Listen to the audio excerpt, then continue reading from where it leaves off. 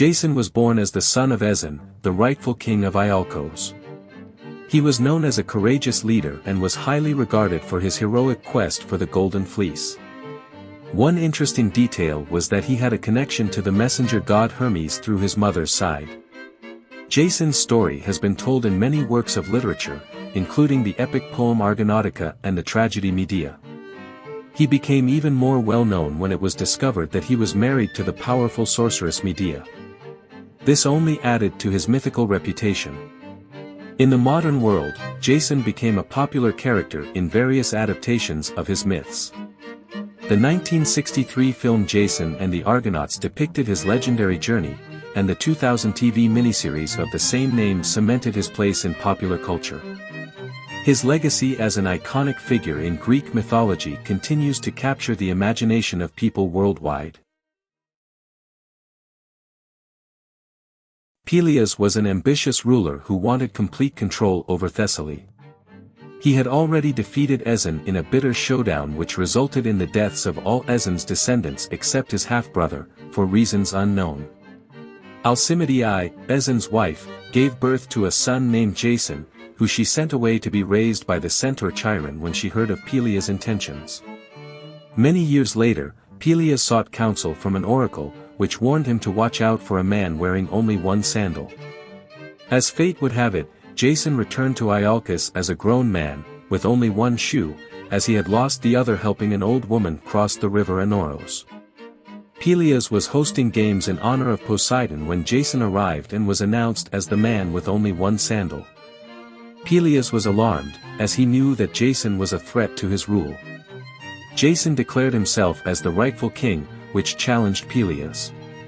He dared Jason to find the Golden Fleece if he wanted Peleus' throne. Much to Peleus' surprise, Jason readily accepted the challenge. Once upon a time, there was an island called Lemnos that sat in the North Aegean Sea. This island was home to a tribe of women, but it had not always been this way. Once, the men of the island had lived alongside their wives. However, one day, the women of Lemnos noticed that their husbands had begun taking mistresses from the mainland across the Thracian Sea. Furious at being spurned, they prayed to the goddess of love, Aphrodite, to punish their unfaithful partners.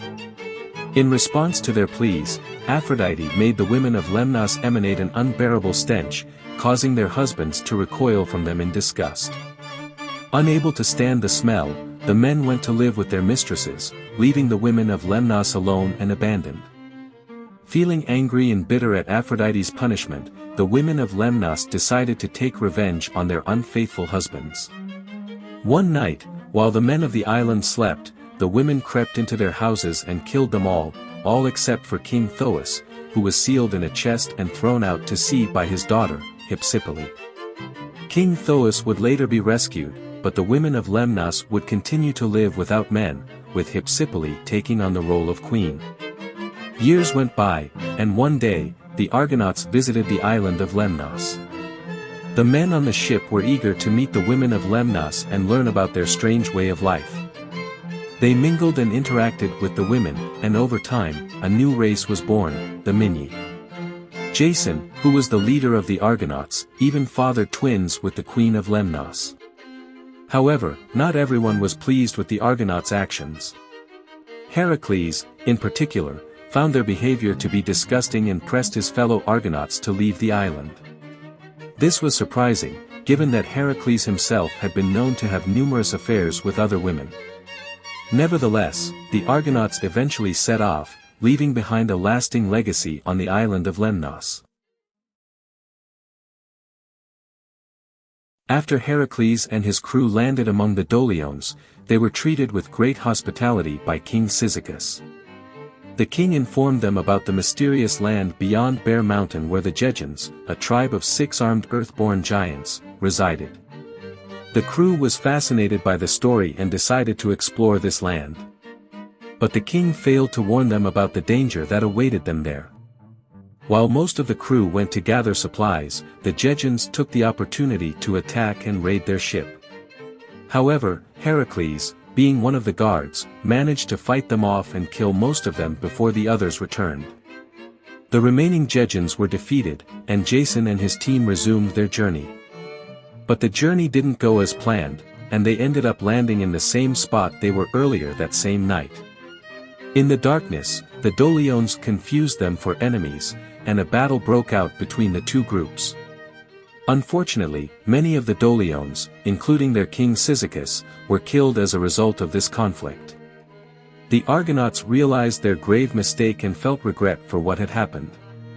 They held a funeral to honor their fallen hosts, including Cyzicus' wife who had taken her own life after the death of her husband.